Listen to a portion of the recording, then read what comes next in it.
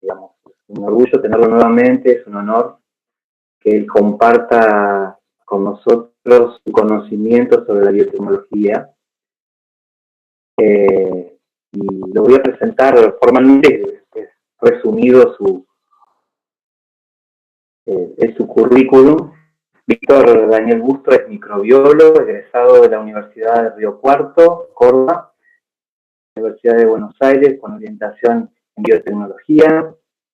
Tiene un postdoctorado con INSEP en orientación en biotecnología y es docente de la Universidad de Buenos Aires y la Universidad Tecnológica Nacional de Buenos Aires. Así que bueno, Víctor, la charla, escuchamos, vuelvo a insistir en relación a las preguntas, las hacen en el chat, los que están en esta plataforma Meet y los que nos están observando en directo desde el canal de YouTube, pueden hacer consultas y nosotros se lo transmitimos al finalizar la charla que va a tener el vídeo. Bueno, muchas gracias, Esteban. Como siempre, un placer compartir con ustedes. La invitación siempre de la Escuela Victorina Viale siempre es tenida en cuenta y es como bien vos decís, es como que ya soy más o menos parte de la institución, haber compartido tantas veces con ustedes y para mí siempre es un placer. A ver, todos los que están presentes, gracias por venir. Hubiera estado bueno hacer el seminario de forma presencial, pero bueno, la situación no lo permite. Ya les voy a contar un poquito sobre la marcha, un poquito lo que hacíamos ahí en el laboratorio, y también estaba bueno porque realmente podían llegar a hacer un cultivo in vitro, pocos materiales relativamente en el laboratorio y bueno, espero que más o menos que se lleven la idea de qué consiste y en qué sería un cultivo in vitro vegetal y para qué básicamente. Si puedo compartir presentación, ustedes díganme si se ve, si no se ve.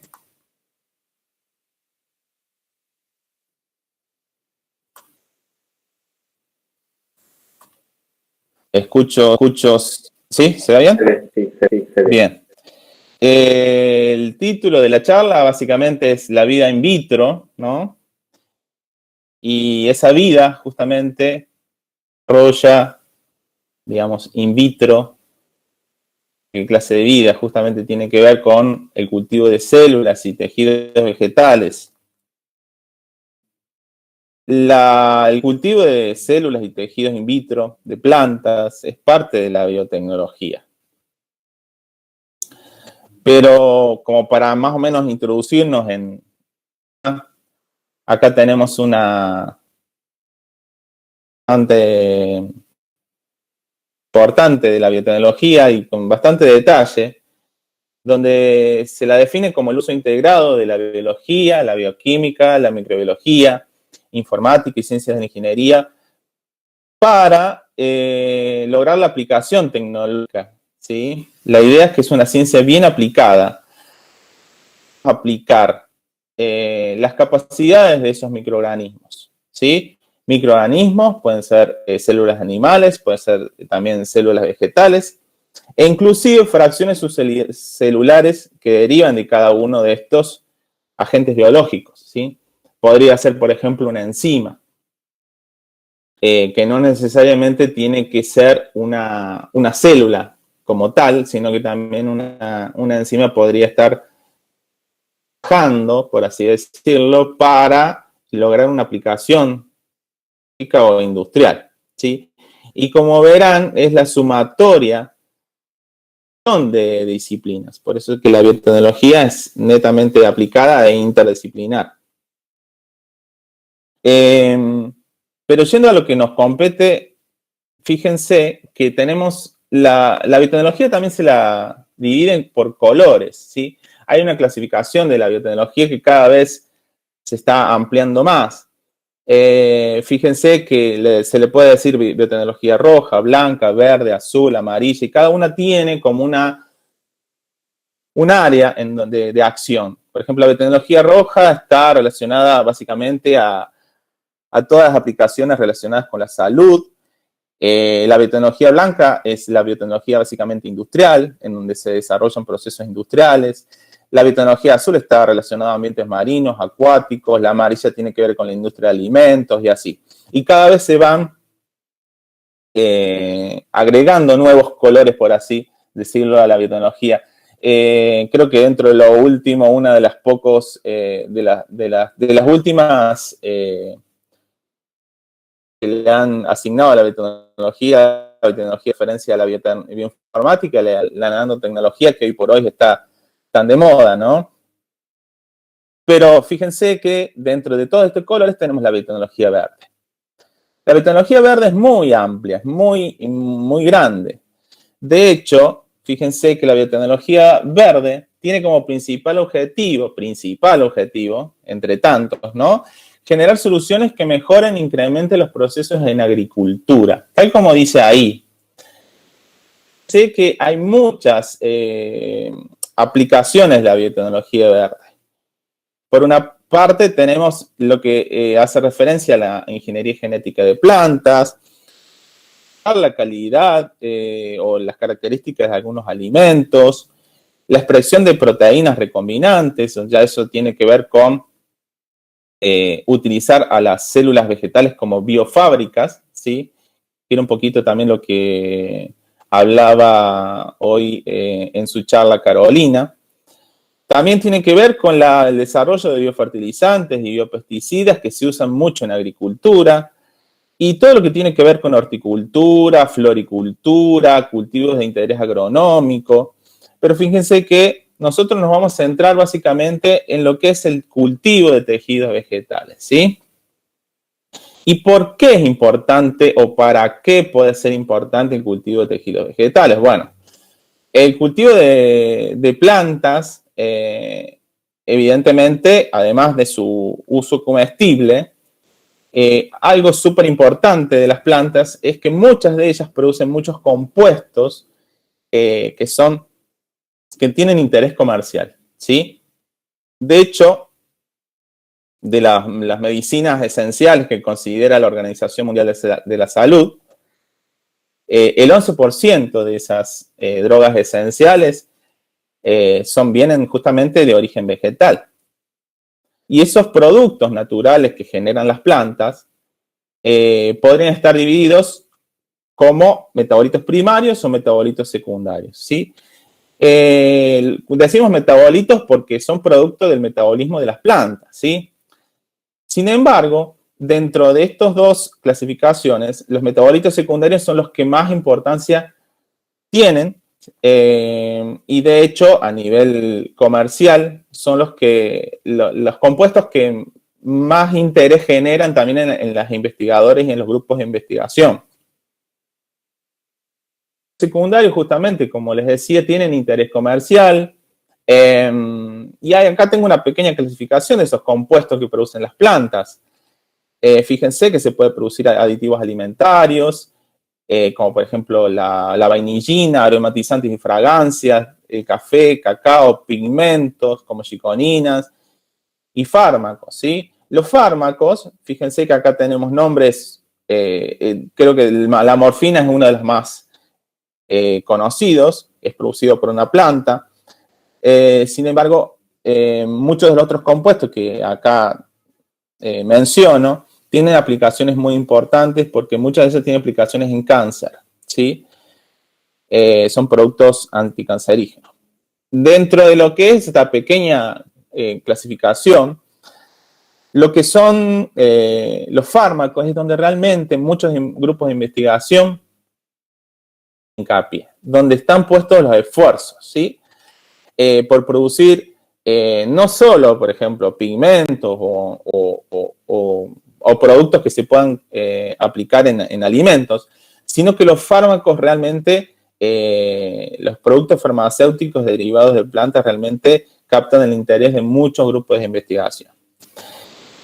Además, porque si bien es muy interesante producir un fármaco que puede ser aplicado luego en medicina, realmente hay un interés comercial atrás de este tipo de compuestos porque las farmacéuticas realmente mueven mucho dinero, ¿sí? Entonces, por eso es que hay mucho interés en producir este tipo de compuestos. Y sin ir más lejos, acá tenemos una pequeña tabla donde acá tengo señalando lo que es la especie vegetal que produce este compuesto, ¿sí? Acá tenemos las aplicaciones. Si se fijan, lo que es, si bien estos precios están un poco desactualizados, como para que tengan idea de más o menos lo que sale, un kilo en dólares, un kilo de este compuesto. Si bien acá en los últimos 3 lugares tenemos al Taxol, a la vincristina, a la vinblastina, estos 3 últimos tienen aplicaciones, son anticancerígenos, antileucémicos, que salen de entre 1 millón, 2 millones y quizás, obviamente que hoy por hoy, como les decía, estos precios están un poco desactualizados, seguramente estamos hablando de varios millones de dólares más el kilo de cada uno de estos compuestos. Y bueno, si nos ponemos a pensar un poquito de dónde podemos sacar ese compuesto, ¿sí? Nosotros tenemos que recurrir a la fuente de obtención de ese compuesto. Estamos hablando de compuestos que se sacan de plantas, que se pueden extraer de plantas. Entonces, lo primero que uno piensa, y bueno, si realmente la planta es el que está produciendo ese compuesto, y bueno, vamos a buscar una planta, ¿no? Vamos a buscar realmente la planta donde está, y de ahí podemos realmente obtener el compuesto. Entonces, podríamos pensar en primera instancia una planta silvestre. Evidentemente, yo por ahí siempre pongo el ejemplo de que imagínense que aparece o alguien descubre una planta que crece en un lugar de Argentina, en un cerro, en un monte, donde se sabe que hay muchas plantas de esas plantas, y se descubre que se encuentra una cura para el cáncer, este tipo de, que produce ese tipo de planta. ¿Qué pasaría? Obviamente que sería como un boom, y si se corre, por así decirlo, la información, quizás iría a ese lugar y trataría de obtener esa planta, ¿sí? Y de obtener el compuesto, ¿sí? De esa planta. Por ahí, ¿qué puede llegar a pasar? Lo que puede llegar a pasar es que, evidentemente, si todo el mundo va a buscar esa planta a ese lugar, corres y pones en peligro de extinción esa planta, ¿sí? Digamos que no es una fuente de obtención, por así decirlo, si lo pensamos a nivel de fármaco, no es la mejor forma si bien es una forma de obtenerlo, no es la mejor forma de producirlo, ¿sí? Entonces, quizás, y no alcanzaría quizás lo que se está produciendo en este lugar, por ejemplo, como un bosque como en este, no alcanzaría como para cubrir la demanda quizás de todos los que sufren, por ejemplo, esa enfermedad. Entonces, ¿cuál podría ser una alternativa como fuente de obtención de esos compuestos? Una puede ser cultivar en un campo, por ejemplo, plantas de cultivo, ¿sí? Fíjense que acá tenemos plantas vegetales que están cultivadas a cielo abierto, así igual como eran las plantas silvestres. Sin embargo, este escenario tiene pros y contras, ¿sí? Las ventajas que tiene es que nosotros ya de por sí sabemos de que hemos cultivado todas las mismas plantas, especie, están todos bajo el mismo suelo, más o menos todos tendrían la misma edad, ¿sí? Si hacemos una siembra de esas plantas. Pero, sin embargo, la desventaja es que, por un lado, están solas, en el sentido de que no comparten el ambiente con otras plantas. Y eso por ahí puede tener una suerte de desventaja, porque, por ejemplo, en los donde en los ecosistemas donde las plantas se crecen en compañía de otras, suerte de asociación o realmente hay como un ecosistema que predomina o beneficia el crecimiento de esas plantas y muchas veces también beneficia la producción del compuesto. ¿Sí? Sin embargo, bueno, esta es una opción. Y otra de las desventajas que tiene es que, evidentemente, acá estamos a cielo abierto y lo que puede llegar a pasar es que, bueno, estos cultivos están expuestos a plagas, a las condiciones climáticas, a la lluvia, al frío, a la helada, al granizo, ¿sí? Entonces, si nosotros queremos mejorar, por así decirlo, esta producción o tener otra fuente de obtención, esta sería otra opción, considerar estas mismas plantas cultivadas ya en invernadero. De hecho, esto se hace y hay muchas plantas de interés agronómico, de interés, por ejemplo, comestible que se cultivan así.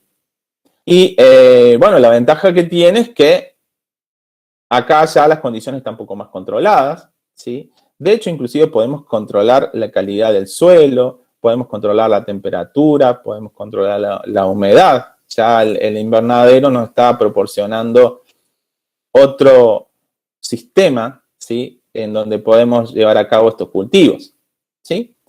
Sin embargo, esto, imagínense, piénsenlo en que nosotros podríamos, vamos al problema principal. El problema principal, el que nosotros nos planteamos al principio, era de que teníamos una planta que producía un compuesto anticancerígeno, ¿sí?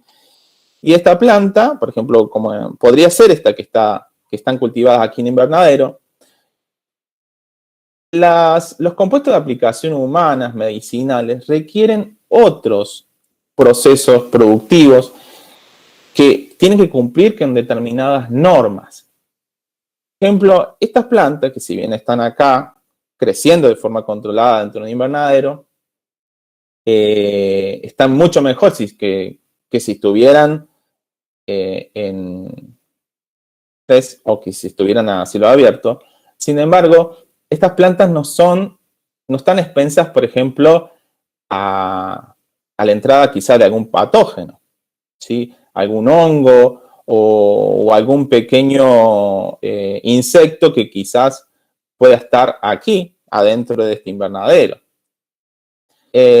Por lo tanto, la producción, digamos, de este tipo de compuestos de esta forma no tendría la calidad suficiente, estandarización suficiente para producir un compuesto de aplicación humana. Por ejemplo, para producción de algún pigmento o, por ejemplo, para aplicación en alimentos, si hubieran un compuesto que tenga aplicación alimentaria, podría ser. Pero, por ejemplo, si vamos a tomar, por ejemplo, un compuesto que tenga una aplicación medicinal muy específica, como por ejemplo un anticancerígeno, este no sería la fuente de producción, ¿sí? No podríamos obtener el compuesto, este metabolito, de esta forma. Por eso es que recurrimos a lo que es los cultivos vegetales in vitro, ¿sí? ¿Y qué es un cultivo vegetal in vitro? Fíjense que las condiciones son muy diferentes. Ya cuando hablamos de un cultivo vegetal in vitro puede ser una planta, puede ser un tejido o inclusive células vegetales. Uno puede cultivar células que crecen de forma aséptica. Ya con crecer de forma aséptica quiere decir que está libre de patógenos, ¿sí? Que no hay nadie que esté ahí contaminando ese sistema en donde se están cultivando. Que para hacer este cultivo vegetal uno necesita un medio de cultivo, ¿sí? Un medio en donde uno hace realmente el cultivo. Pueden ser medios sólidos, pueden ser medios líquidos, y ese medio de cultivo tiene que tener todos los nutrientes, ¿sí? Todos los requerimientos nutricionales y en condiciones controladas, ¿sí? Las condiciones controlables, por lo general, hablamos de luz, ¿sí? Hablamos de un determinado pH, de determinada temperatura, se puede controlar. Es por eso que el cultivo vegetal in vitro es un tipo de cultivo bien controlado. ¿Y de dónde sale? ¿Cuáles son los fundamentos que permitieron realizar el cultivo vegetal in vitro?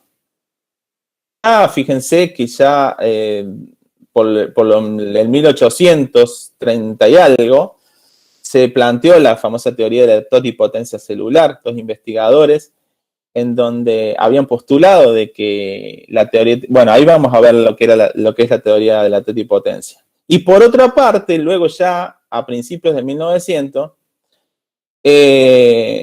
Haberland, que es un investigador, hizo el intento de cultivar células y establecer cultivos de células y tejidos in vitro. Sin embargo, valiéndose de la teoría de la totipotencia que ya estaba establecida. Sin embargo, buen señor no logró con éxito realmente el cultivo in vitro de tejidos vegetales. Sin embargo, se lo sigue considerando hasta el día de hoy el padre de la técnica de cultivo in vitro de plantas. Y yendo específicamente a estos fundamentos que son necesarios o que permitieron en realidad el cultivo de vegetal in vitro, hablamos de la totipotencia. ¿Qué es la totipotencia? Como dice acá, simplemente, en pocas palabras, célula vegetal individual es capaz de regenerar una planta entero a partir de un cultivo in vitro. Bueno, a ver, se estaba planteando y en donde cada una de las células tiene esa capacidad de generar una planta. Si lo tuviéramos que explicar de forma sencilla, es como, por ejemplo, cuando a ustedes les gusta, ustedes tienen, por ejemplo, una vecina que tiene un jardín y tiene una planta de rosa o de una planta que a ustedes les gusta mucho. Entonces, nosotros vamos y le decimos a la vecina, si no me puede regalar, por ejemplo, un gajito, un piecito, un esqueje, ¿sí? Y nosotros, por ejemplo, tomamos ese pedacito de la planta y la llevamos a nuestra casa, la podemos poner en agua, y después la podemos pasar a tierra. Y digamos, esa característica, esa capacidad que tienen los vegetales de una planta entera a partir de un pedacito, o inclusive, fíjense que la teoría de la totipotencia habla inclusive de una sola célula. Eso justamente es lo que está ocurriendo, es la teoría de la totipotencia, ¿sí? Y justamente se requieren condiciones específicas, por ejemplo, relaciones hormonales, temperatura, fotoperiodo, ¿sí? Pero nosotros, fíjense que de forma cotidiana ya estamos como vivenciando esa totipotencialidad celular que tienen las plantas. Características o fundamentos que tienen los cultivos vegetales es que las plantas tienen un fenómeno que se llama desdiferenciación y rediferenciación, ¿sí? Para hablar de los que son más biólogos y que han estudiado de plantas, sabemos que lo que es un tejido diferenciado es un tejido básicamente especializado, ¿sí?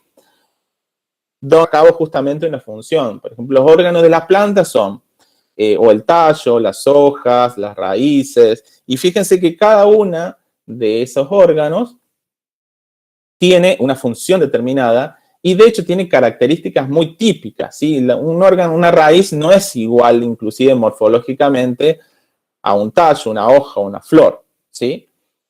Bien, cuando hablamos de órganos y estamos hablando de tejido diferenciado, ¿sí? Entonces, ¿qué pasa?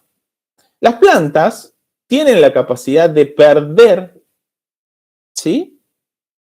Pérdida de las características de especialización, que se llama ese fenómeno desdiferenciación, ¿sí? O indiferenciación en algunos casos se puede escuchar hablar. Esa masa, cuando pierden la especialización, dejan de ser tallo, dejan de ser hoja, dejan de ser raíz y se convierten en una masa de células indiferenciadas que se las llama callo. ¿Sí? Cuando pierden esa diferenciación. Y esos callos también luego tienen la capacidad de regenerar, si queremos, una planta entera por fenómenos de rediferenciación. Entonces, tienen la capacidad de desdiferenciarse y rediferenciarse nuevamente. Y esa es una gran ventaja, define un poco también esta plasticidad que tienen las plantas, ¿no? Los tejidos vegetales. ¿Y esto cómo se da? En cualquier momento, ¿cómo se da? ¿Lo hacemos nosotros en el laboratorio? ¿Lo podemos hacer en nuestra casa? ¿Cómo es esto? En realidad, lo que determina que se desdiferencie o se vuelva a rediferenciar es el balance de reguladores de crecimiento de vegetales. Los reguladores de crecimiento son en realidad las llamadas fitohormonas, ¿sí? O hormonas vegetales, que se encuentran ya de por sí en las plantas. Ya de por sí están en bajas concentraciones, actúan básicamente como las hormonas de las células animales, tienen un blanco de acción y en realidad esas fitohormonas ya se encuentran, como les dije, en las plantas y, por ejemplo, hay determinado balance de hormonas que se dan en la raíz y hay un determinado balance de hormonas que se dan, por ejemplo, en los brotes, en los tallos, ¿sí? Y inclusive hay un balance que nosotros podemos lograr, pero en el laboratorio, ¿sí? Para generar este famoso callo, es un balance de reguladores de crecimiento que me establecen, por ejemplo, la formación de callo. ¿Sí? Bueno, tal como dice acá, todo proceso de diferenciación o rediferenciación está basado en un balance de reguladores de crecimiento. Y acá se los marqué en dos colores porque estos son fundamentalmente los dos tipos de reguladores de crecimiento son los que intervienen en este fenómeno de diferenciación o rediferenciación. Por ejemplo, tenemos las auxinas y las citocininas. Ya de por sí, de forma natural y en los órganos de las plantas, las auxinas tienen determinadas funciones específicas, como por ejemplo el alargamiento de división celular, la formación de raíz adventicia, etcétera, etcétera. Las citocininas, por otro lado, promueven la división celular, la organogénesis, síntesis de cloroplastos, desarrollo de síntesis de clorofila y desarrollo de cloroplastos. Y las hay tanto las endógenas, que son las naturales, y también hay sintéticas, ¿sí? Nosotros en el laboratorio lo que hacemos es agregar a nuestro medio de cultivo, nosotros agregamos estos reguladores de crecimiento y digamos como que obligamos, ¿sí? A las plantas a que se desdiferencien, o sea, que se forme un callo, o a que se rediferencie si queremos, ¿sí? Digamos que justamente la teoría de la totipotencia y estos fenómenos de diferenciación y rediferenciación los usamos a nuestro favor para manipular así a las plantas. Bien, yo les dije que estas auxinas y estas citocininas se las agregamos al medio de cultivo. Pero bueno, no solo necesitan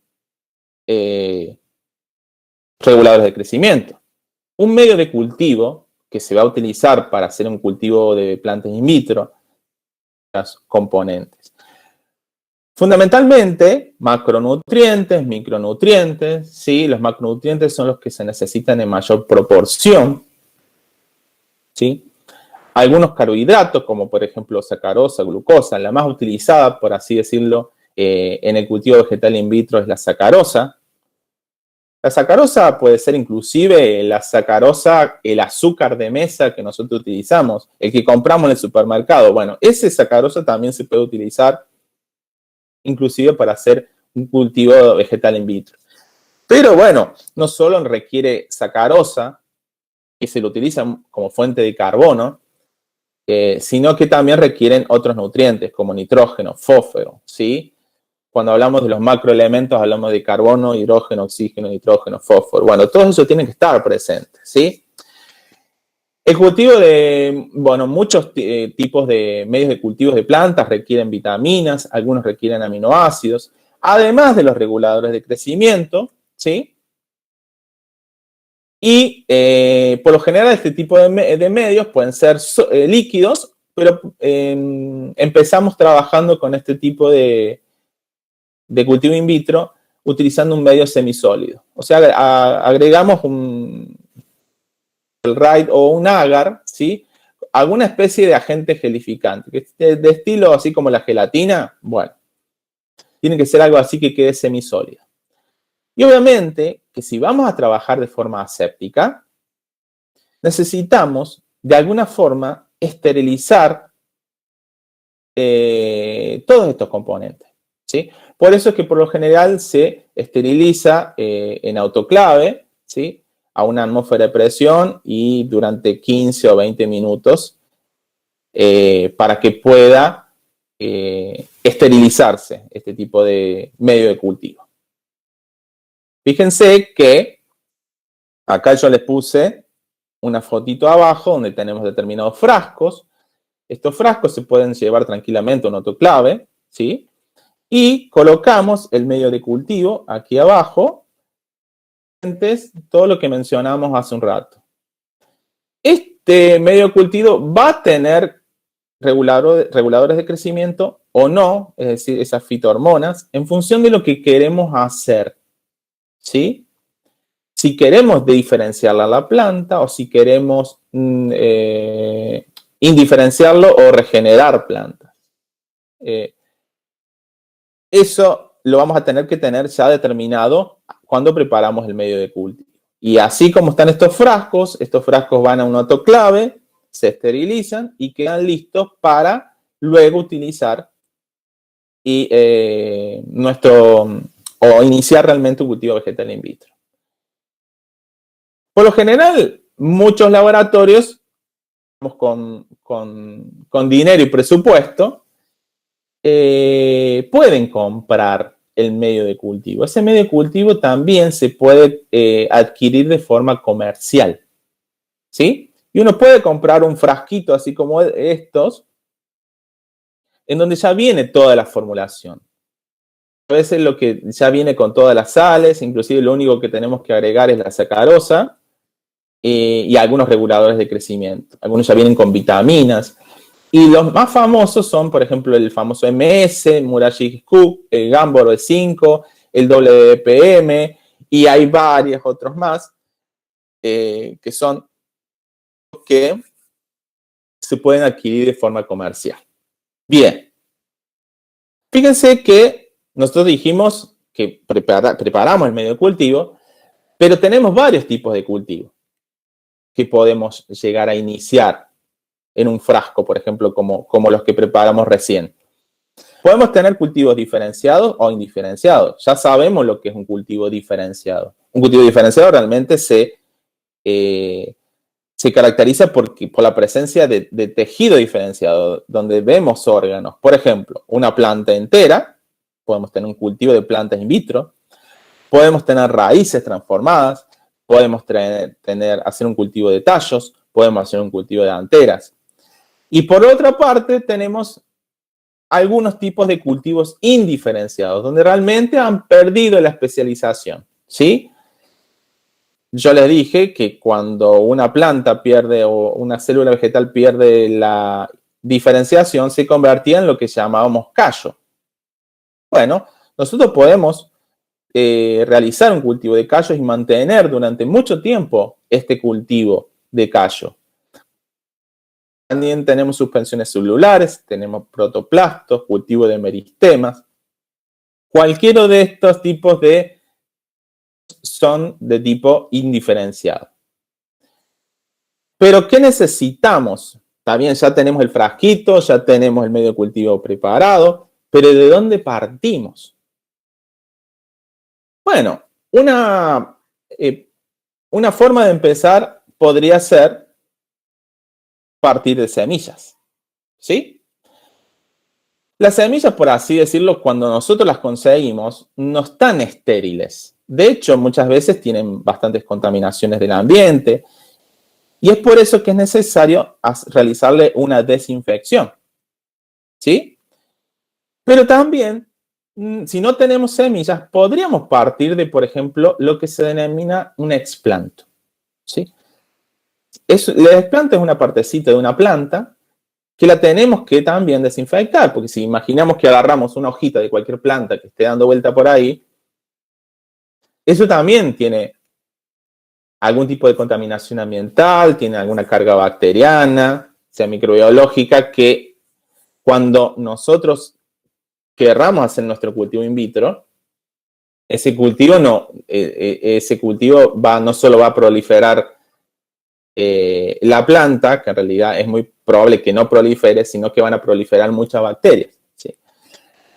Entonces, por eso que es necesario a ese explanto desinfectar. Nosotros, si desinfectamos semillas, lo primero que tenemos que generar a partir de una semilla desinfectada justamente es una planta. Si una vez que generamos esta planta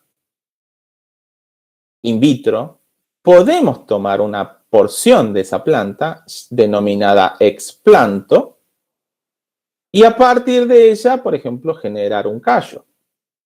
O a partir de esa explanto generar una raíz. ¿En función de qué? En función del balance de reguladores de crecimiento que nosotros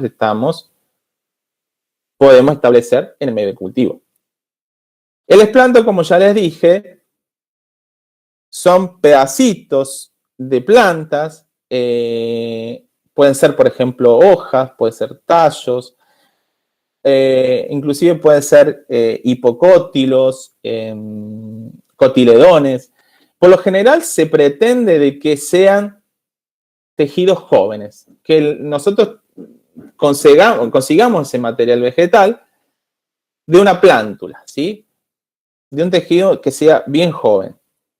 Acá tenemos algunas fotitos, cotiledones, hipocótilos, hojas, ¿sí? Nosotros tomamos ese explanto y ya tenemos como nuestro punto de partida qué es lo que necesitamos. O el explanto, que tiene que estar desinfectado, o la semilla, ya dijimos que podría ser también desinfectada. Además, ¿qué otro tipo de material necesitamos? Bueno, el medio de cultivo estéril, que lo preparamos recién en un frasco, por ejemplo, y necesitamos más. Por ejemplo, aire estéril. Bueno, ¿cómo se consigue aire estéril? Bueno, nosotros en el laboratorio allá de la escuela normal, trabajamos, por ejemplo, al lado de un mechero. Por lo general, las cercanías del mechero, y eso es un trabajo que se hace a nivel inclusive microbiológico. Cuando trabajas al lado del mechero se genera como un cono, el famoso cono de esterilidad, donde en las cercanías de ese mechero no hay contaminaciones, ¿sí? Entonces, ese fue nuestro aire estéril que utilizamos en ese momento. Sin embargo, en un laboratorio de investigación, se cuenta con ¿qué? Con una cabina de flujo laminar, en donde realmente son cabinas que tienen como un flujo de aire que es filtrado todo el tiempo, es un filtro especial y que realmente ese filtro retiene no solo partículas, sino que puede retener microorganismos y el aire que circula ahí adentro de ese flujo laminar es estéril, ¿sí? Y además, nosotros no podemos agarrarlo con las manos al tejido, ¿sí? Entonces utilizamos todos recipientes estériles, instrumentales estériles y todas las sustancias que se van a adicionar, ¿sí? Tienen que estar estériles o pueden estar esterilizadas tanto por filtración o por autoclave, libre de microorganismos. Entonces fíjense que al parecer un cultivo vegetal in vitro lo que necesita es esterilidad, ¿sí? Acá tenemos algunas fotitos en la cabina de flujo laminar. Fíjense que en este caso se manipula con pinzas, Se pueden manipular, usar pinzas, cucharas, algunos bisturí para justamente cortar algunas secciones de hojas, por ejemplo, o cortar tallos. Y se esteriliza inclusive, si bien uno puede esterilizar el material por ejemplo, como las pinzas, las puede esterilizar en el autoclave, inclusive también se pueden flamear con alcohol y llevar a rojo en el fuego, en la llama, ¿sí? Como está en la foto. Y todo se introduce, esas pinzas esterilizadas, una vez que están esterilizadas, se pueden meter, por así decirlo, adentro de los frascos. Acá tenemos una foto de, bueno, en este caso era Carolina, que estaba trabajando con células, con unas plantitas in vitro, y fíjense que en este flujo laminar, esto que está en la parte de atrás de esta cabina es, aquí están los filtros donde realmente el aire circula hacia adelante y filtra y esteriliza el aire, ¿sí? Bien. De desinfección, y si tenemos que desinfectar semillas, no es lo mismo que desinfectar, por ejemplo, un pedacito de planta, como le dijimos, explanto, ¿sí? Acá lo que tenemos es el protocolo, por así decirlo, de desinfección de semillas suele ser muy diferente de la desinfección de las hojas, por ejemplo, donde hay un tejido más, por así decirlo, más frágil. Las semillas, muchas veces, hay semillas más bien que son grandes y son leñosas, muchas veces tienen hongos, inclusive en la parte de adentro, y requieren un protocolo de desinfección mucho más exhaustivo. Por lo general, si lo que pensamos en desinfectar, y ahora inclusive con la que estamos todo el tiempo pensando en desinfectar, lo que se nos viene es, si la lavandina se usa, el hipoclorito de sodio en bajas concentraciones para desinfectar. También se utiliza alcohol. El paso del alcohol, agregado al alcohol, es sumamente crucial, porque muchas veces inclusive podemos llegar a matar el material vegetal. Por eso es que no se deja en contacto durante mucho tiempo. Hay un porcentaje también de ese alcohol que se agrega. Se pueden agregar detergentes, se pueden agregar inclusive, si sabemos que hay presencia de hongos, algún antifúngico previamente. Y fíjense que lo que se trabaja también es con agua estéril, ¿sí? Entonces nosotros ponemos, por ejemplo, estos pedacitos de esplanto, inclusive semillas, en un recipiente y bueno, y colocamos una solución de lavandina, una solución de alcohol y vamos volcando el líquido y vamos agregando otra vez líquido, y lo que hacemos es hacer varios pasajes sucesivos, inclusive con agua destilada, que tiene que estar estéril, ¿sí? Una vez que nosotros nuestras plantas y nuestras semillas están desinfectadas, las podemos colocar en un frasco o en una placa de Petri, como está el dibujito de acá. Y si nosotros, por ejemplo, partimos de semillas que las esterilizamos y las colocamos luego en un frasco, al cabo de un tiempo obtendremos una plantita in vitro, ¿sí? Lo más importante es que este medio de cultivo no tiene reguladores de crecimiento. O sea, no necesitamos agregarle reguladores de crecimiento aquí. ¿Por qué? Porque simplemente nosotros no queremos manipular el tejido vegetal, y no lo queremos rediferenciar ni desdiferenciar. Simplemente queremos que crezcan las plantitas aquí adentro, libre de patógenos. Y esa es una de las grandes ventajas de tener el cultivo de plantas in vitro. Por ejemplo, acá tenemos algunas fotos de algunas plantas que trabajamos nosotros en el laboratorio. Acá tenemos plantas, fíjense que hasta el medio de cultivo, sin reguladores de crecimiento, en donde ha crecido, por ejemplo, que es una planta, la famosa planta del floripondio, la que tiene esa campana grande. Bueno, esa planta produce alcaloides y del tropano que tienen muchas aplicaciones medicinales. De hecho, la famosa buscapina que nosotros compramos en la farmacia tiene compuestos derivados de esta planta. Acá tenemos, por ejemplo, otra plantita de cultivo in vitro crecida que se llama Rubia tinctorum. Y esta planta es capaz de producir un compuesto que se llama antraquinona, que en realidad las antraquinonas son un colorante de color naranja. Bueno, esas antraquinonas tienen también una aplicación milenaria. Ya los egipcios usaban ese tipo de planta para colorear sus telas, por ejemplo. Y de hecho, en la industria del color, por así decirlo, las pinturerías y los que fabrican óleos, los pigmentos que produce estas plantas son únicos y de hecho no se han podido generar el color de forma sintética. Por eso que todavía se recurre al cultivo de esta planta para obtener este color.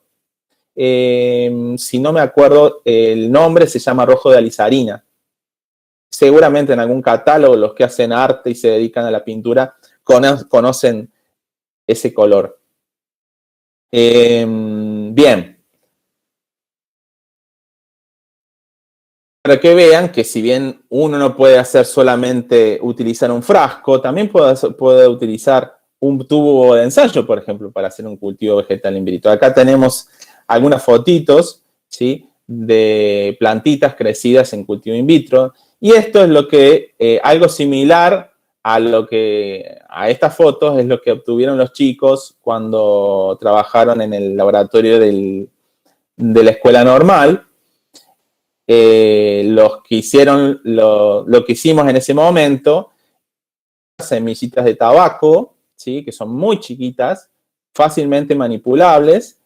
Las esterilizamos en el momento, las desinfectamos y las colocamos en tubos de vidrio que ya tenían el medio de cultivo. Esos tubitos se los llegaron a sus casas y al cabo de un par de semanas, bueno, algunos se les contaminaron, algunos directamente no les crecieron, otras veces las semillas quedaron en las paredes del tubo, pero eso requiere también de práctica del operador, ¿no?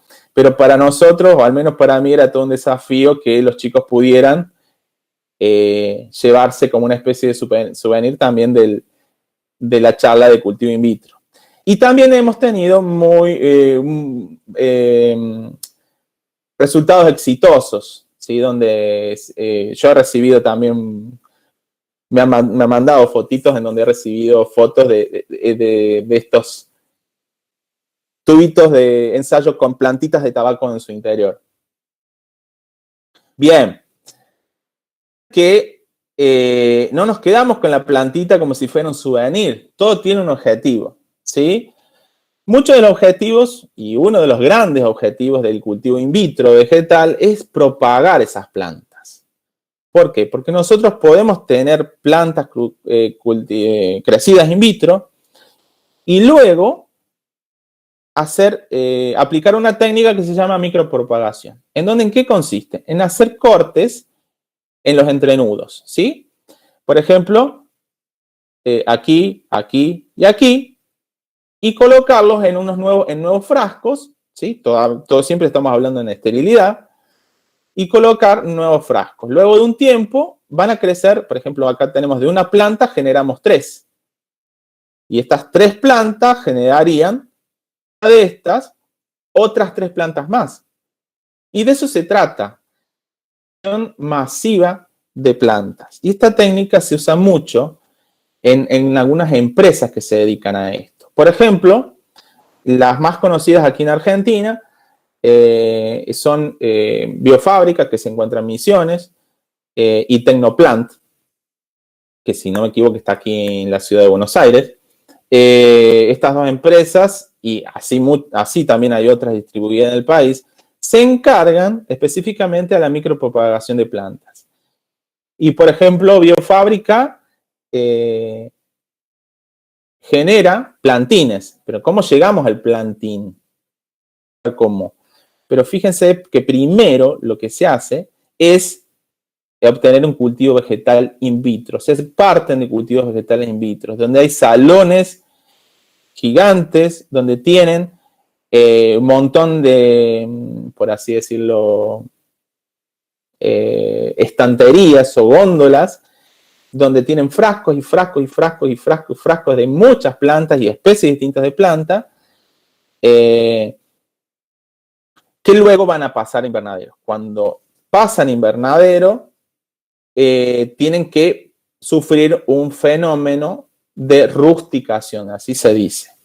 Lo que les quería contar, por ejemplo, Biofábrica se encarga de generar plantines, por ejemplo, de cultivo agronómico. Creo que tiene caña de azúcar, tiene batata, tiene mandioca, inclusive tiene aromáticas, tiene stevia, tiene menta, también tiene ornamentales como las orquídeas, y algo más. Bueno, tiene muchas más especies que se les dedican. De banana.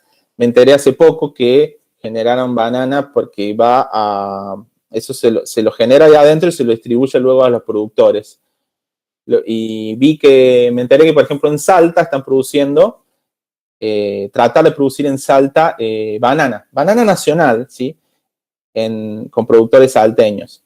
Y, por ejemplo, para caña de azúcar, ellos están llevando todos esos plantines, por ejemplo, a Tucumán. Y Tecnoplant fue durante bastante tiempo un gran micropropagador de arándanos. Pero hoy por hoy el caballito de batalla de Tecnoplant, una papa que se generó de forma transgénica en convenio entre el CONICET y el INGEVI, que, bueno, Verónica sabe mucho, que está presente aquí, sabe de cómo se gestó todo, conoce realmente cómo es el trasfondo de ese proyecto, donde se generó una papa que es libre de virus, ¿sí? Bueno, por ejemplo, Tecnoplant se dedica justamente también a generar plantines de este tipo de papa, y realmente es un gran éxito de la biotecnología nacional, ¿sí? Es una papa que es resistente a un virus que es muy común en el cultivo de papa. Bien, yo les contaba que en el vidrio no se quedan las plantas, sino que en algún momento tienen que salir de ahí. Y, bueno, acá simplemente tengo que justamente cuál es el objetivo de la micropropagación de plantas, la propagación masiva de, por ejemplo, especies hortícolas, aromáticas, medicinales, frutícolas, ornamentales, forestales, etcétera, etcétera. ¿Sí? Y el proceso de rusticación, justamente, es esto. Es el paso de la salida del material vegetal desde el frasco hacia la tierra. ¿Pero cómo? ¿Así de una? No. Es un proceso un poco más lento. Sin embargo, se trata de cuidar a la planta. Imagínate que esto es una planta que ha crecido de forma in vitro, está libre de contaminación, está impoluta. Es como si fuera un bebé bien cuidado, donde los tejidos son bien tiernos, bien jóvenes. Entonces, imagínense que cuando esa planta sale a la naturaleza y se expone al ambiente, realmente hay que, no sé si está tan preparada esa planta para exponerse de una al ambiente. Entonces, lo que se hace es sacarla del frasco, del in vitro, pasarla en una pequeña, puede ser un frasquito, un potecito, donde puede tener inclusive, acá puede tener tierra, puede tener turba, puede tener algún material que sirva de soporte, y que también me contribuya con algunos nutrientes todavía, hasta que siga creciendo, se haga un poco mayor, por así decirlo, y primero si la tapa, se lo podría tapar con una bolsita de nylon, como las bolsitas de nylon cuando les ponemos a las plantas para que las cuidamos de las heladas, bueno, de la misma forma. hacemos unos pequeños agujeritos y de esa forma, de a poquito vamos adaptando esa planta a el ambiente, ¿sí? Una vez que se hace grande y que se hace fuerte, ya le podríamos sacar la bolsita de nylon a nuestra plantita. Bueno, de esa forma se generan los plantines y a gran escala, o al menos estas empresas se dedican a eso. Pero bueno, si bien nosotros habíamos pensado en obtener aromáticos, obtener ornamentales, no nos olvidemos de nuestro objetivo principal, que las plantas no solo tienen un interés comestible, ¿sí? Como muchas de ellas, sino que también muchas de ellas tienen un interés medicinal. Y volvemos al caso de que planteamos al principio. Fíjense que nosotros podemos, a partir de un esplanto, ahora ese esplanto, en vez de ser una semilla que me genera una planta, podríamos, por ejemplo, partir de una hojita que utilizamos como esplanto, obviamente desinfectada, como ya vimos, pero colocarlo en un medio de cultivo que tenga reguladores de crecimiento. Y acá tenemos que colocarle un balance necesario para que esta célula, esta planta que en un principio, o este tejido que en principio era una hoja, ahora deje de ser hoja. Se olvide de ser hoja. ¿Y en qué se convierte? Que se convierta en un callo. ¿Sí? Este cultivo de callo, como está en esa fotito que estamos mostrándole acá, ya les había adelantado de que es una masa de células desdiferenciadas o indiferenciadas que se obtienen a partir de un esplanto, por ejemplo, una hojita como la que vimos recién, que está estéril. Y obviamente, ¿qué es lo que hicimos nosotros? Le agregamos al medio de cultivo esos niveles los manejamos, esos niveles de auxinas y citocininas para generar el callo. Fíjense que cuando nosotros alcanzamos una relación de auxina-citocinina similar o semejante a 1, se va a lograr el callo. Luego, si nosotros lo manipulamos, esa relación mayor a 1, vamos a ver que del callo, si lo volvemos a cambiar, vamos a ver que del callo se generan raíces. Y si esa relación es menor a 1, vamos a ver que del callo podremos regenerar brotes, ¿sí? Entonces nosotros podríamos dediferenciarlo y rediferenciarlo nuevamente, modificando simplemente la relación auxinas-citocininas. Bueno, algo súper importante, bueno, acá está descrito cómo se obtienen, pero algo súper importante y que es necesario tener en cuenta cuando perseguimos como objetivo la producción de un compuesto de interés medicinal. Bueno, ya sabemos que esa hojita producía un anticancerígeno. Ahora hay que ver si ese callo sigue formando el anticancerígeno. ¿Por qué? Porque la dediferenciación no solo es morfológica, o sea, vemos que cambia de forma, ¿sí? Pasó de una hoja a generarse un callo, sino que también la dediferenciación muchas veces es metabólica. ¿Y eso qué significa? Que, ponele que en la hoja, como les dije, encontrábamos ese compuesto medicinal, quizás ahora, cuando se transforma en un callo, no se forme más. Las células vegetales pierdan la capacidad de formar ese compuesto, de sintetizar ese compuesto. Y eso es sumamente lamentable a veces, muchas veces, en el día a día de los investigadores, ¿no? Porque lograr generar el callo es mucho trabajo, requiere muchas semanas, inclusive meses, para poder establecer un callo. Y si ese callo después tenemos alguna forma de medirle la cantidad de compuesto que tiene ese callo y no nos encontramos con nada, la verdad que es a veces decepcionante. Sin embargo, hay algunos métodos para hacer que esas células puedan producir, que no siempre son exitosos, pero al menos hay alternativas.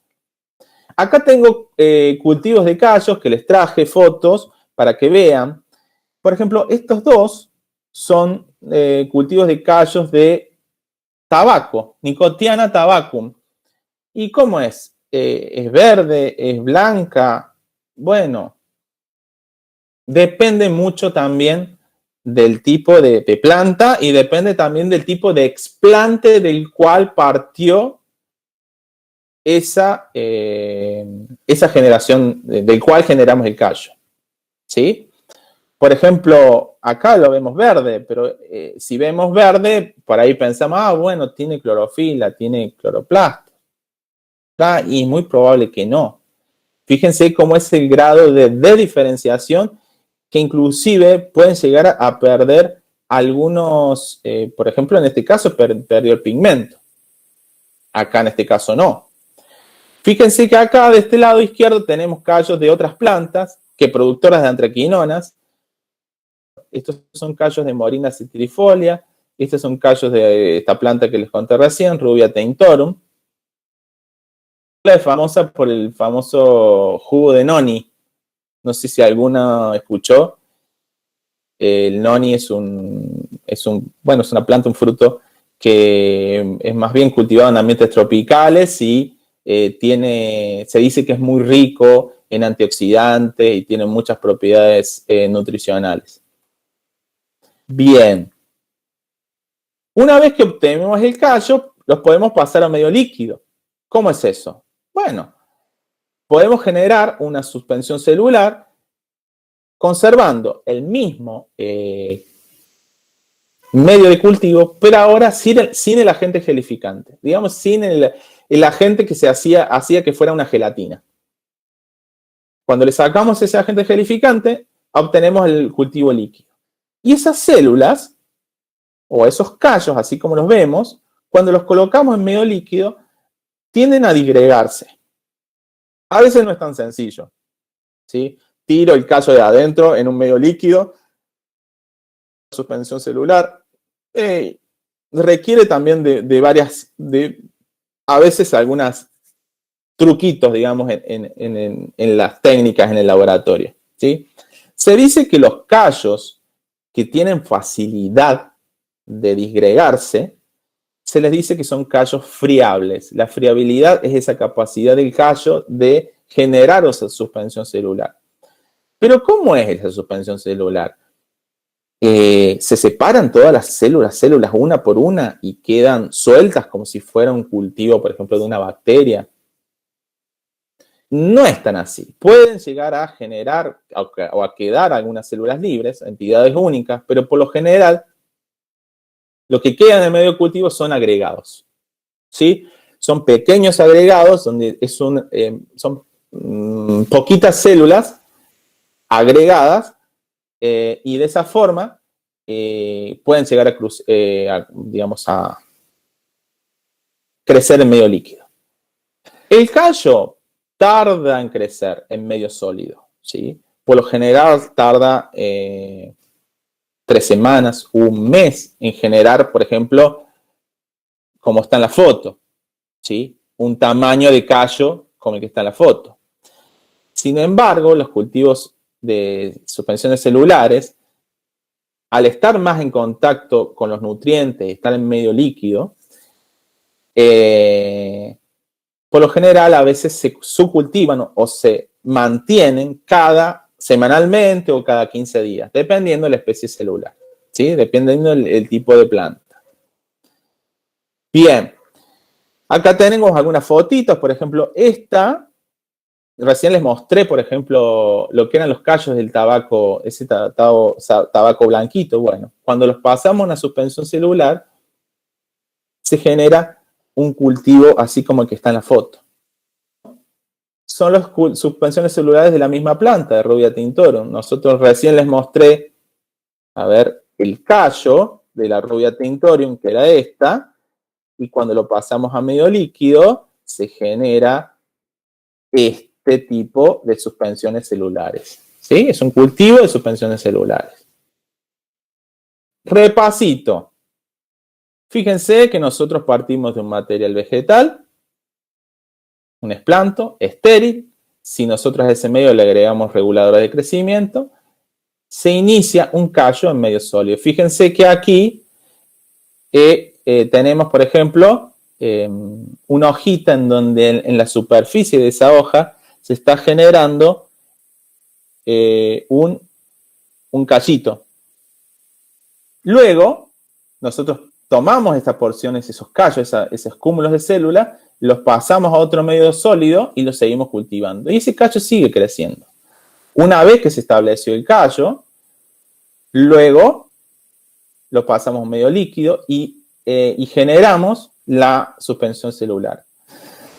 Y esta suspensión celular, así como está, no queda estancada así, con el frasco arriba de la mesa como está en la foto. No. Este frasquito, el Erlenmeyer, por ejemplo, como el que está acá, se coloca en un agitador orbital. Un agitador orbital tiene como una plataforma que se mueve orbitalmente, ¿sí? Digamos, como para que se vaya mezclando. Y obviamente que tiene que estar en una cámara de cultivo este agitador. Este agitador la cámara, digamos, tiene luz, ¿sí? Con un determinado fotoperíodo y también tiene temperatura, una temperatura bien controlada, ¿sí?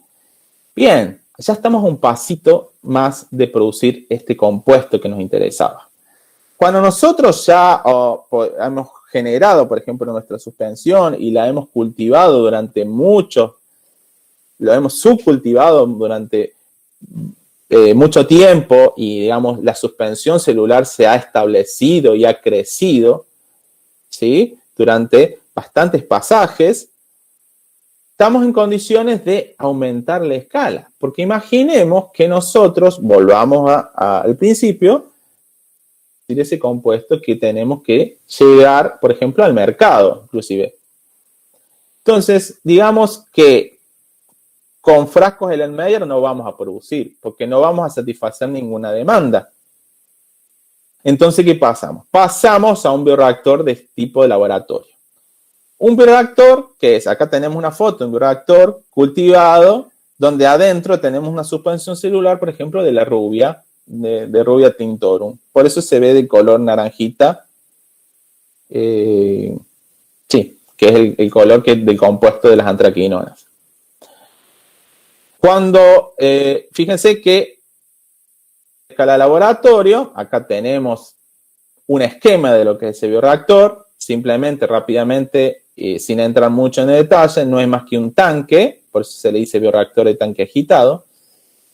De un tanque en donde tiene un eje con un motor y una paleta acá, donde la suspensión celular que está aquí adentro, con su medio de cultivo, se agita. Además de agitarse, tiene un filtro de aire, o sea, está entrando aire, y como todo este sistema tiene que estar estéril, el aire tiene que ser filtrado, y tiene que ser un filtro esterilizante, para que no entre ningún microorganismo acá adentro. Y si realmente la suspensión celular o el cultivo lo requiere, hay que agregar luz. Entonces se la agrega hacia los costados, por ejemplo, tubos fluorescentes. Ahora, si tenemos plata, agarramos y vamos a una empresa y le compramos este módulo que está equipado con luces LED y, bueno, es una tecnología que también inclusive se comercializa, ¿sí? Este es el tanquecito, como lo ven acá. No tiene las células adentro, no tiene el cultivo, pero se ve que tiene este módulo equipado con luces LED. Bueno, si ya pasamos al laboratorio, y acá estamos hablando de 1 litro, 3 litros, 5 litros, podemos llegar a pasar a una escala piloto donde podemos estar hablando inclusive de 50 o 100 litros. Una escala piloto con un reactor así funciona, podemos pasar a una escala industrial. Acá simplemente son fotos que tengo de algunos bioreactores de escala industrial. ¿Sí? Pero bueno, a ver, está bien, pareciera fácil, parto de una planta, obtengo un callo, del callo obtengo la suspensión la hago crecer en un agitador orbital, después paso a un reactor de distinto tamaño, pero no es tan así, ¿sí? digamos, hay condiciones económicas que se tienen que cumplir para que sea ese proceso producido con esa planta sea viable a escala industrial. Primero hay que pensar en el precio del compuesto. El precio del compuesto tiene que ser por lo menos más de $1.000 el kilo para que se justifique llevar a cabo y desarrollar este tipo de procesos. Por otro lado, tiene que haber un rendimiento alto y productividad en relación a la planta entera. ¿Qué quiere decir? Que si yo la planta y le mido estimo la cantidad de compuesto que me genera la planta y luego genero mi cultivo in vitro, ¿sí? Por ejemplo, un callo, una suspensión, y le mido cuánto tiene de ese compuesto, se pretende que al menos tenga lo mismo o más. Si es más, obviamente que mucho mejor. Que tiene que el cultivo celular in vitro me tiene que generar o sintetizar más de compuesto del que la planta de por sí me está produciendo. Obviamente que tiene que ser capaz de crecer en un bioreactor. Hay muchas plantas que son sensibles a la agitación. Los bioreactores tienen una paleta y esa paleta está mezclando. Bueno, como si fuera una mini pimer, pero no. La mini pimer alcanza velocidades de agitación altísimas. Bueno, estas son velocidades bajas. Y sin embargo, muchas de esas suspensiones celulares, las plantas, las células vegetales a veces no resisten esa agitación. Por eso es que hay que primero estimar y ver si realmente cuando lo pasamos al reactor a la suspensión celular puede llegar a crecer, ¿sí? A desarrollar el cultivo. Y por otro lado, bueno, el hecho de que las plantas tarden mucho en crecer, eso es una gran ventaja, es una condición que se tiene que dar. Por ejemplo, hay compuestos que en la naturaleza tienen que tardar entre 5 o más años, 5, dependiendo de la planta, de cultivo, para que recién me empiecen a producir ese compuesto. Mientras que yo en el laboratorio lo tengo todo el tiempo. Lo puedo, fíjense, partiendo de un pedacito de planta, puedo estar produciendo ese compuesto todo el tiempo. Y esa es una de las grandes ventajas, ¿sí? Sin embargo, no es todo tan fácil. Esto, listita que les muestro acá, es de algunas, digamos, procesos de producción de metabolitos secundarios o de compuestos de interés farmacéutico a escala industrial que hay por hoy en el mercado.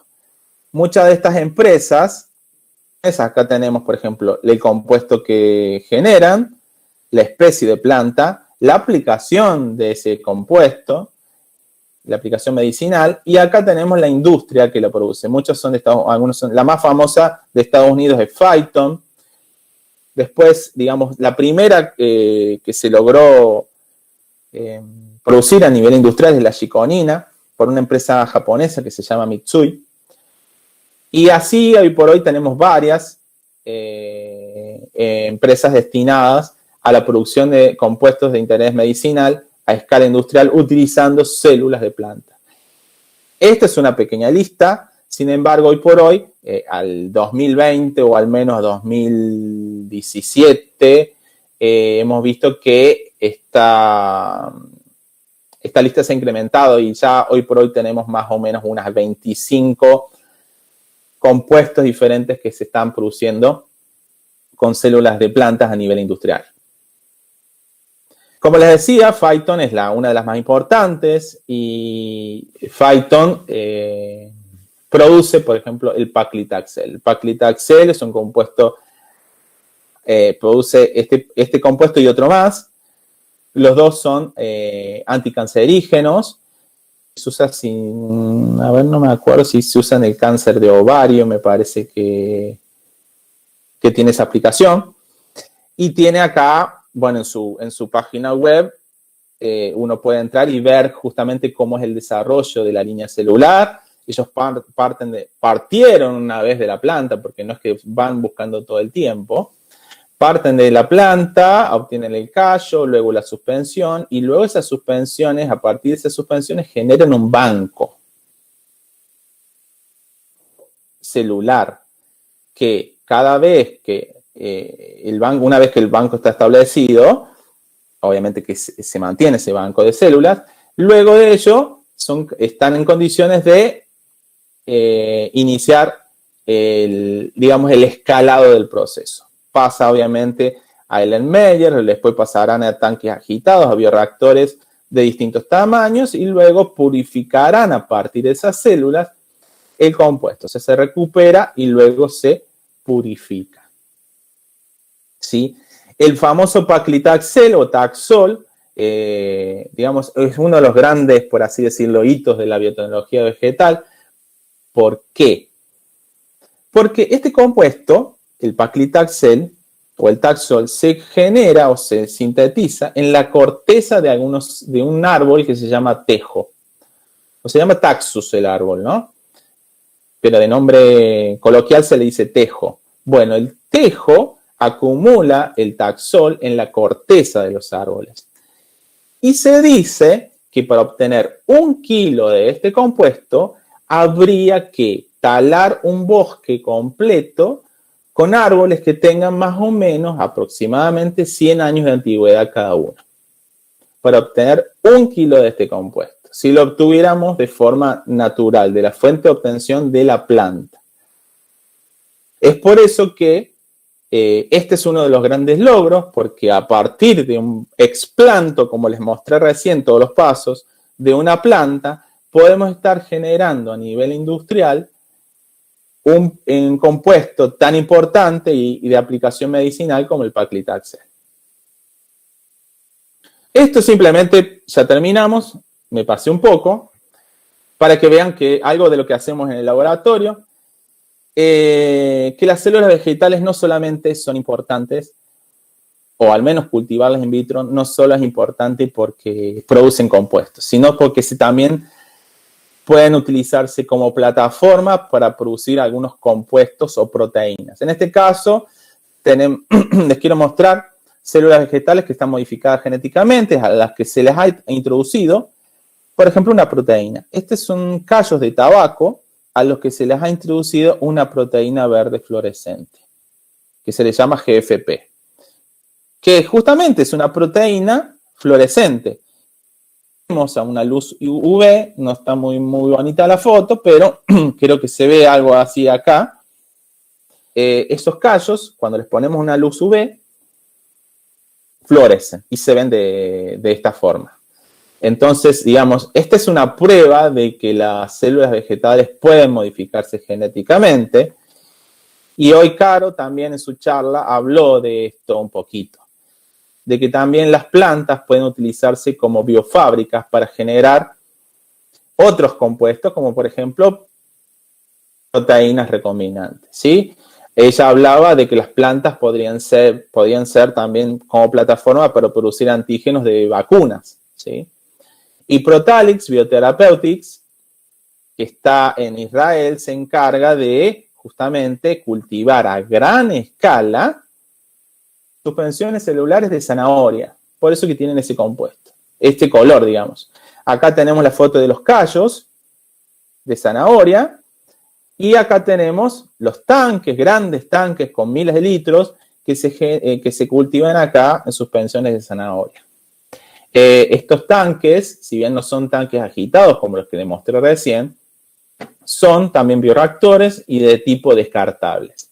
Y se dice que este tipo de tecnología es mucho más económica, mucho más barata la producción en comparación con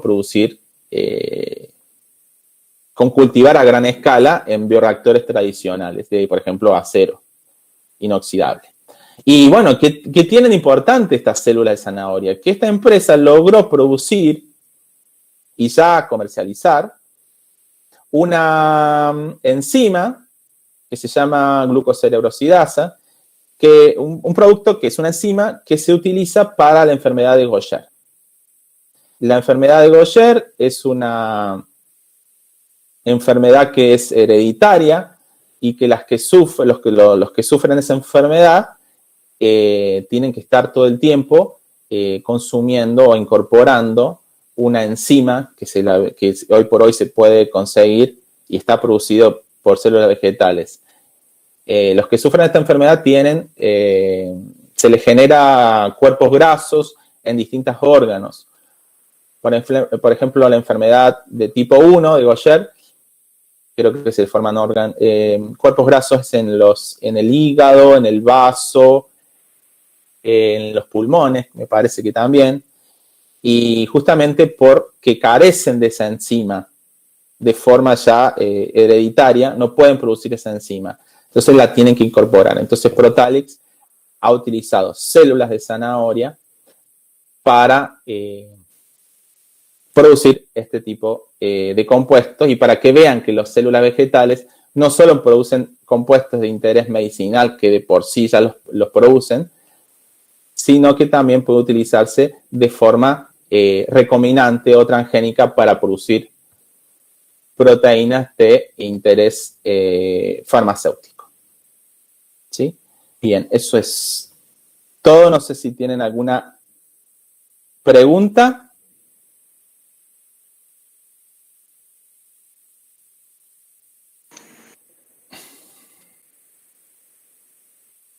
Se ve que no. Se ve que no. Nosotros que hemos trabajado estos 5 años, bueno, los 4 años realizando esta experiencia que comentó Víctor, de manera casera, por así decirlo, porque trabajamos en el proceso del explanto y hacer el cultivo de la semilla in vitro.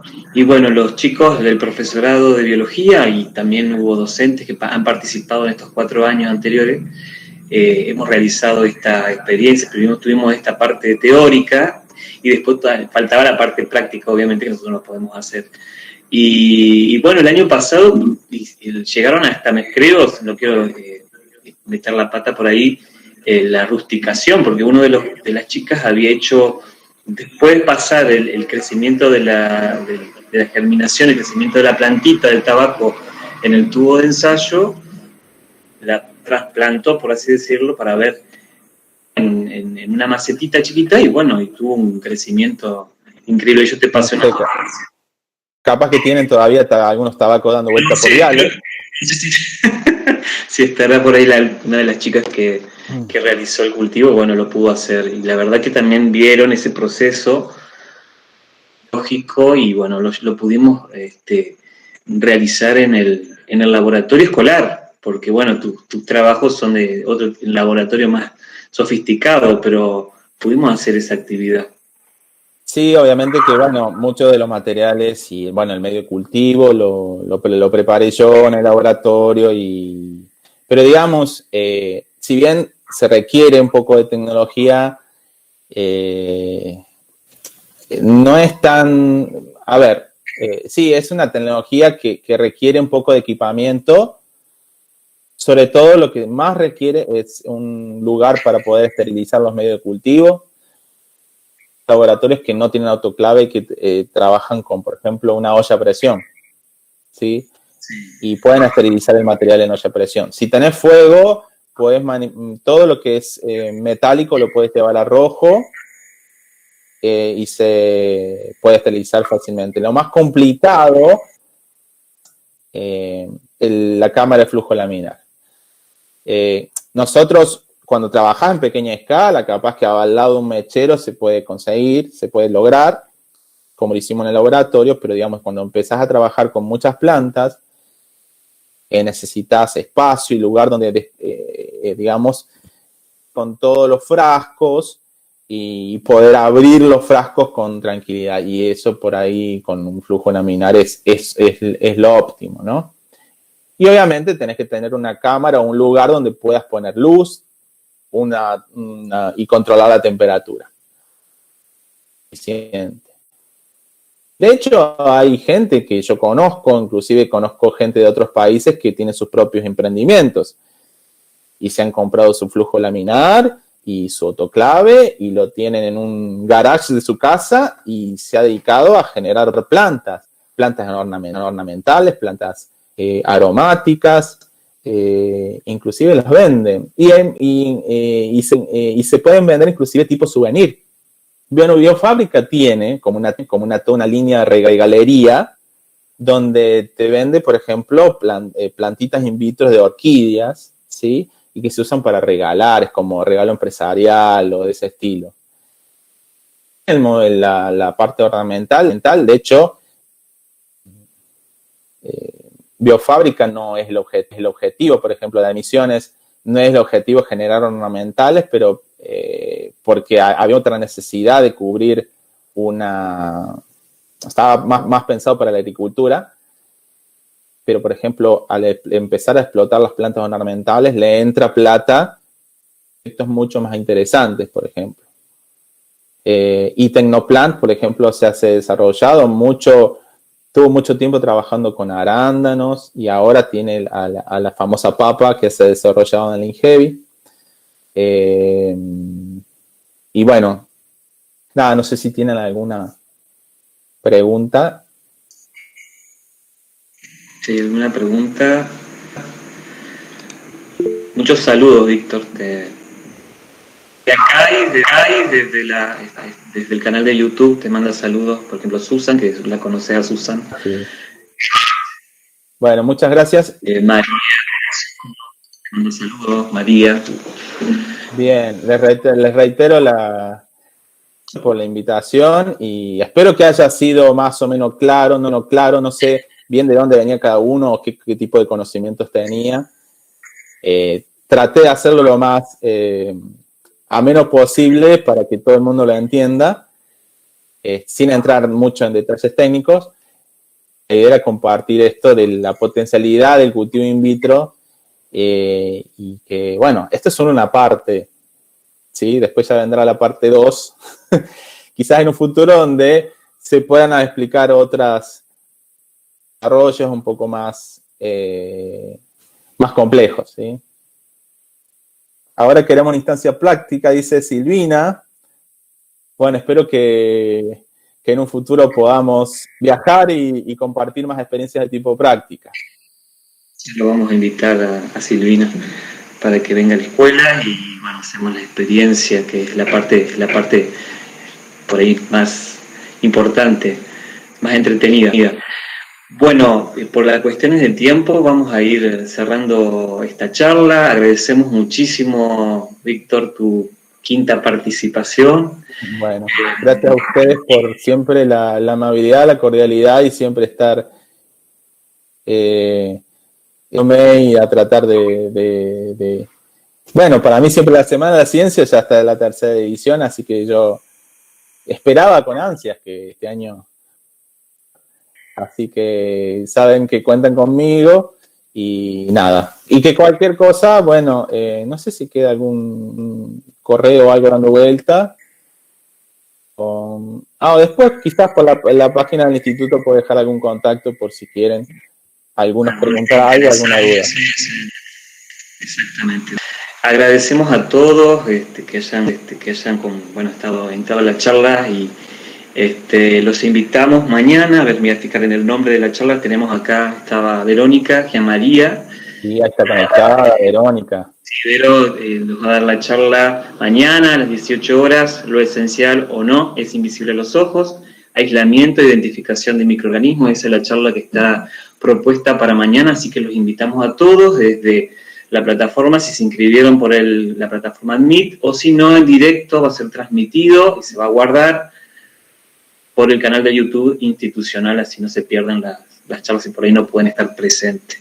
Así que, bueno, en nombre de la comunidad educativa de la Escuela Normal Superior Victorino Viale de la ciudad de Viale, agradecemos a todos y los saludamos cordialmente. Hasta mañana.